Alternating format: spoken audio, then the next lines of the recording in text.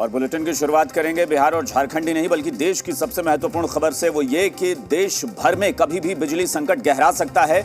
वजह यह है कि देश के जितने भी पावर प्लांट हैं, थर्मल पावर प्लांट, वहां पर कोल स्टॉक बहुत कम बचा है, कोयले का स्टॉक बहुत कम बचा है, जिसको लेकर यह माना जा रहा है, यह आशंका जताई जा रही है कि किसी भी वक्त बिजली सप्लाई जो है वो ठप पड़ सकती है, क्योंकि बिजली उत्पादन पर इसका सीधा असर पड़ रहा है। और इसका असर बिहार की राजनीति पर भी देखा जा रहा है। बिहार में विधानसभा में नेता प्रतिपक्ष तेजस्वी यादव ने इसको लेकर ट्वीट किया है।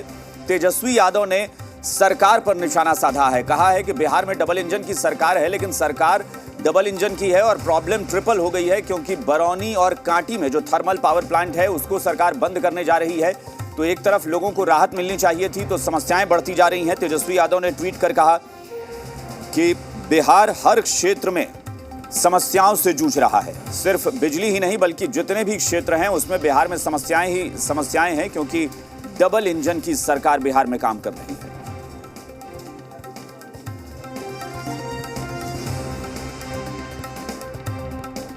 डबल इंजन की सरकार में ट्रिपल समस्या है, सब जगह ट्रबल ही ट्रबल है।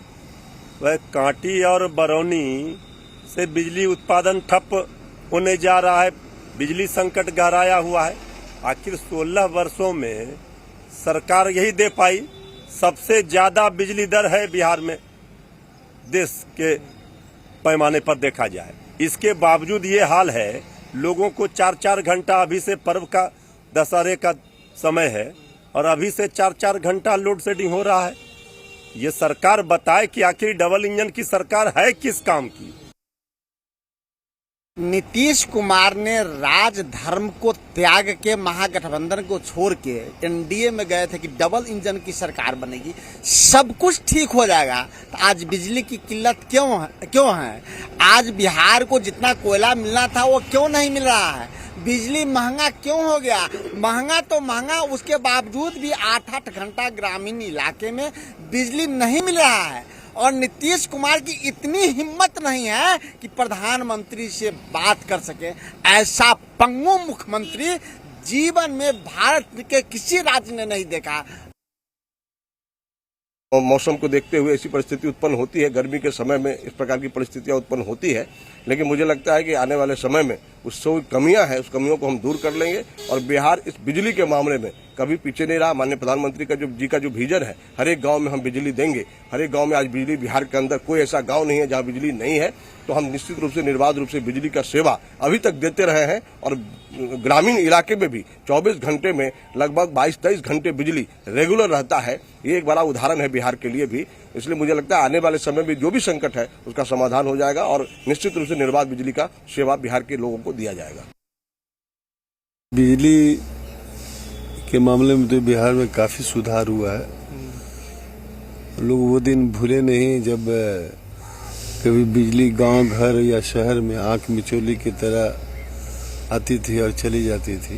काफी सुधार हुआ है। रहा बात इधर कुछ दिनों से 2-4-5 दिनों से, तभी दशहरा का पर्व है, कंजम्पशन ज्यादा है, कुछ ज्यादा हो जाता है इसमें। 2-4 दिन स्थिति फिर सामान्य हो जाएगी। त्योहारों के सीजन में बिजली की मांग जो है सो बढ़ती है। एक तरफ बिजली की मांग बढ़ना, दूसरी तरफ बिजली के उत्पादन में कमी आना और कोयले की आपूर्ति नहीं होने के कारण यह एक चिंता का विषय है। कोयले के उत्पादन में कमी आई है, यह हम सब लोग जानते हैं। उसके कई सारे कारण हैं। कारण चाहे जो भी हो, मुझे लगता है केंद्र सरकार और राज्य सरकारें दोनों संवेदनशील है।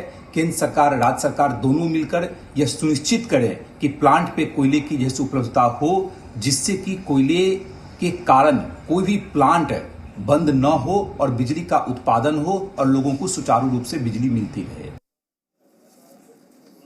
और इस वक्त पटना से जी मीडिया संवाददाता आशुतोष चंद्रा हमारे साथ जुड़ गए हैं। सीधा रुख करेंगे आशुतोष का और उनसे जानते हैं कि बिहार में इसको लेकर क्या सियासत चल रही है। आशुतोष, पहले तो ये बताइए कि राजधानी या उसके आसपास के इलाके या पूरे बिहार की बात करें तो क्या बिजली सप्लाई में कुछ रुकावट आई है या फिर सिर्फ अभी खबर आई है कि कोल स्टॉक कम है, बस इतने भर से सियासत शुरू हो गई?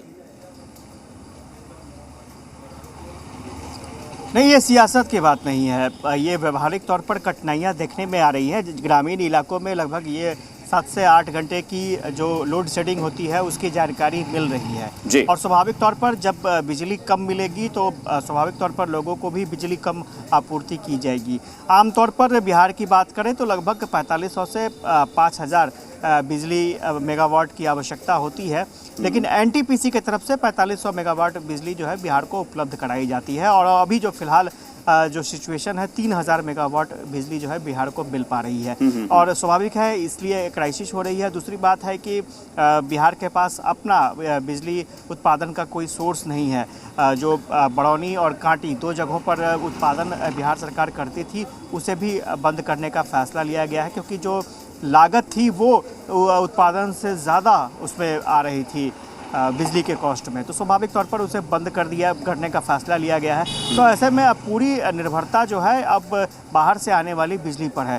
चूँकि बिजली विभाग की माने, ऊर्जा विभाग की माने तो अभी 20 रुपये प्रति यूनिट के मूल्य से बिजली की खरीदारी हो रही है, लेकिन बिहार में लोगों को कम रेट पर बिजली उपलब्ध कराई जा रही है। तो ये जो ऊर्जा विभाग का अपना हिसाब किताब है, लेकिन इसके पीछे साफ तौर पर कोयले का संकट सामने है और कोयले के संकट के कारण ये परिस्थितियां बनी है। स्वाभाविक रूप से विपक्ष को ये मौका हाथ लगा है, चूँकि अभी त्यौहार का सीज़न है और त्यौहार के सीज़न में बिजली की खपत थोड़ी सी ज़्यादा होती है और ये भी फैसला लिया गया था कि लगातार निर्बाध रूप से बिजली दी जाएगी, लेकिन जब उत्पादन ही कम होगा तो स्वाभाविक तौर पर परेशानी जो है वो सरकार को भी है और आम लोगों को भी है। अब समस्या का समाधान कब तक हो पाता है ये बताया जा रहा है कि 4-5 दिनों में हालात नॉर्मल हो जाएंगे, तो हम उम्मीद ही कर सकते हैं कि 4-5 दिनों में हालात नॉर्मल हो जाएंगे। एक तरफ केंद्रीय ऊर्जा मंत्री का हम देख रहे थे, केंद्रीय ऊर्जा मंत्री जो हैं वो आश्वस्त कर रहे हैं खासतौर पर राष्ट्रीय राजधानी दिल्ली के बारे में कि यहाँ पर स्टॉक पूरा मौजूद है,